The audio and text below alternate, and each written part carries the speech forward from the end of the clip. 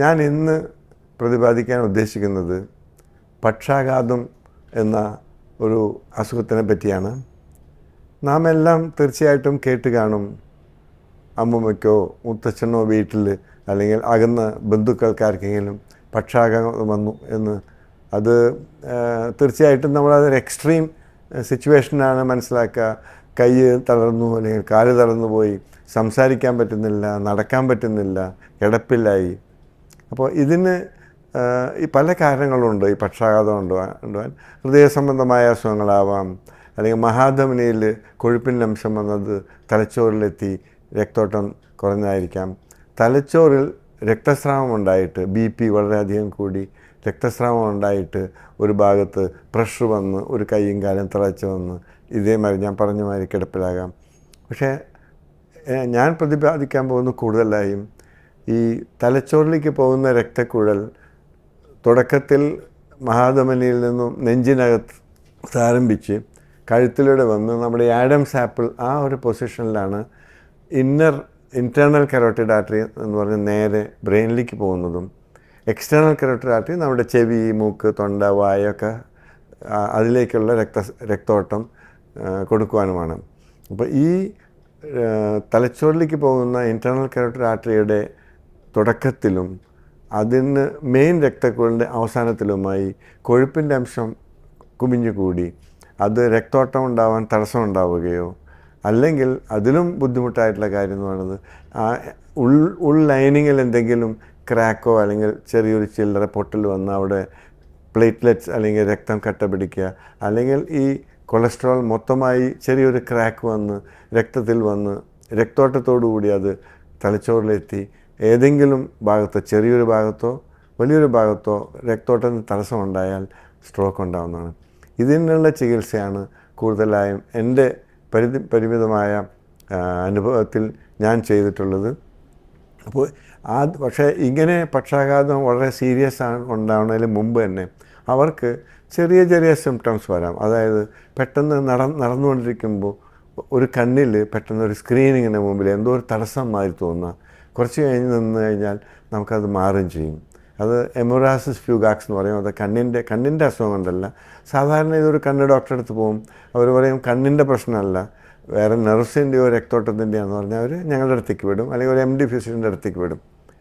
പിന്നീട് ഉണ്ടാവുന്നത് പെട്ടെന്ന് നമുക്ക് സംസാരിക്കാനായിട്ട് ബുദ്ധിമുട്ട് തോന്നുക, ഒരു കുഴച്ചൽ മാതിരി, കൈയും കാലും അല്ലെങ്കിൽ കൈയോ കാലോ ആയാലും മതി. ചിലർക്ക് കൈയും കാലും ഒരു 5 മിനിറ്റോ അല്ലെങ്കിൽ ഈവൻ 1 മിനിറ്റോ അല്ലെങ്കിൽ 1 മണിക്കൂറോ 1 ദിവസമോ പാരാലിസിസ് മാതിരി വന്ന് അങ്ങനെ കൂടുതലായിട്ടും അത് സെക്കൻഡ്സ് അല്ലെങ്കിൽ മിനിറ്റ്സ് അവേഴ്സിൽ എടുക്കുള്ളൂ. അത് തന്നെ മാറുകയും ചെയ്യും. പക്ഷേ ഇതിലൊരു പ്രശ്നം, ഈ തന്നെ മാറുന്നത് വലിയൊരു ആഘാതത്തിൻ്റെ മുന്നോടിയായിട്ടുള്ളതാണ്. സിവിയർ സ്ട്രോക്ക് വരാനുള്ള സാധ്യത. ഇപ്പം ഞാൻ ഈ മാസം തന്നെ journal of American medical association ഒരു ആർട്ടിക്കിൾ കണ്ടു. ഞാൻ ഇപ്പോൾ നോക്കിയിട്ട് വരെയാണ് കാഷ്വലായിട്ട്. അതിൽ അവർ ഒരു മെറ്റാ അനാലിസിസ് എന്ന് പറയും. ഈ പൊതുവെ സിസ്റ്റമാറ്റിക് അനാലിസിസ്, മെറ്റാ അനാലിസിൽ ലിറ്ററേച്ചറിലുള്ള എല്ലാ ആൾക്കാരും ഇങ്ങനെ ഒരു പ്രാവശ്യം ചെറിയ തോതിൽ വന്ന് മിനിറ്റുകൾക്കാകുമോ മണിക്കൂറിനുള്ളോ അത് മാറിയിട്ട് ആ രോഗിക്ക് 90 ദിവസം കാലാവധിക്കുള്ളിൽ നമുക്ക് എന്തെങ്കിലും തക്കതായ മരുന്ന് കൊണ്ടോ അല്ലെങ്കിൽ സ്റ്റെൻഡിങ് കൊണ്ടോ ഓപ്പറേഷൻ കൊണ്ടോ ആ കൊഴുപ്പിൻ്റെ അംശം മാറ്റിയില്ലെങ്കിൽ ലോങ് ടേമിൽ എന്ത് സംഭവിക്കുമെന്ന്. അപ്പോൾ അവർ 1,71,068 രോഗികളെ ഈ ഒരു പ്രാവശ്യം ഇതേമാതിരി പാരാലിസിസ് വരികയും പെട്ടെന്ന് തന്നെ അത് മാറുകയും ചെയ്ത ആൾക്കാരെ നോക്കുമ്പോൾ 1 വർഷത്തിൽ 6%, 5 വർഷത്തിൽ 12%, 10 വർഷത്തിൽ 20% വളരെ സീരിയസ് ആയിട്ടുള്ള സ്ട്രോക്ക് വരാൻ സാധ്യതയല്ല ഉണ്ടായിട്ടുണ്ട്. അപ്പോൾ അതിനാൽ ഇങ്ങനെ ഒരു സിംറ്റം വരുമ്പോൾ അത് തീർച്ചയായിട്ടും ഒരു MD ഡോക്ടറെ തീർച്ചയായിട്ടും അല്ലെങ്കിൽ പറ്റുമെങ്കിലും ഒരു ന്യൂറോളജി കാണിച്ച് അതിൻ്റെ പരിശോധനയും കാര്യങ്ങളും തുടർന്നതാണ്. പിന്നെ ന്യൂറോളജിസ്റ്റ് പരിശോധിക്കും. അതിൽ ആദ്യം തന്നെ ഇങ്ങനെ വന്നു കഴിഞ്ഞാൽ അവരൊരു അർജൻറ്റായിട്ട് വന്നാൽ CT സ്കാൻ എടുത്ത് അതിൽ രക്തസ്രാവം ഉണ്ടായിട്ടില്ല, തടസ്സമാതിരിയാണ് തോന്നുന്നതെങ്കിൽ ആ തടസ്സം അലിയിക്കാനുള്ള ഇഞ്ചക്ഷൻ കൊടുക്കും. അപ്പോൾ രോഗിക്ക് പെട്ടെന്ന് ഈ അസുഖം മാറുകയും ചെയ്യും. അത് കഴിഞ്ഞ് 2 ആഴ്ചയോ 3 ആഴ്ചയോ കഴിഞ്ഞ് നമ്മൾ ഹാർട്ടിൻ്റെ ടെസ്റ്റ് ചെയ്യും, പിന്നെ തലച്ചോറിലേക്ക് പോകുന്ന രക്തക്കുഴലിൻ്റെ ഡോപ്ലർ ടെസ്റ്റ് എടുക്കും. വേണ്ടി വന്നാൽ ഒരു കോൺട്രാസ്റ്റ് ഇഞ്ചക്ഷൻ ചെയ്ത് കൃത്യമായി അസുഖം ഈ ബ്രെയിനിലേക്ക് തലച്ചോറിലേക്ക് പോകുന്ന രക്തക്കുഴലിൻ്റെ തടസ്സമാണെന്ന് മനസ്സിലായാൽ അതിന് നമ്മൾ ഒന്നുമില്ല സ്റ്റെൻഡിങ്, അത് ഓപ്പറേഷൻ കൂടാതെ കീ ഹോൾ സർജറി അതും ഉപകാരപ്രദമാണ്. സാധാരണയായി 75,000 തൊട്ട് 80,000 ഓപ്പറേഷൻ തന്നെ ഇതിന് ചെയ്യുന്നുണ്ട്. 10,000-20,000 സ്റ്റെൻഡിങ്ങും ചെയ്യുന്നുണ്ട്.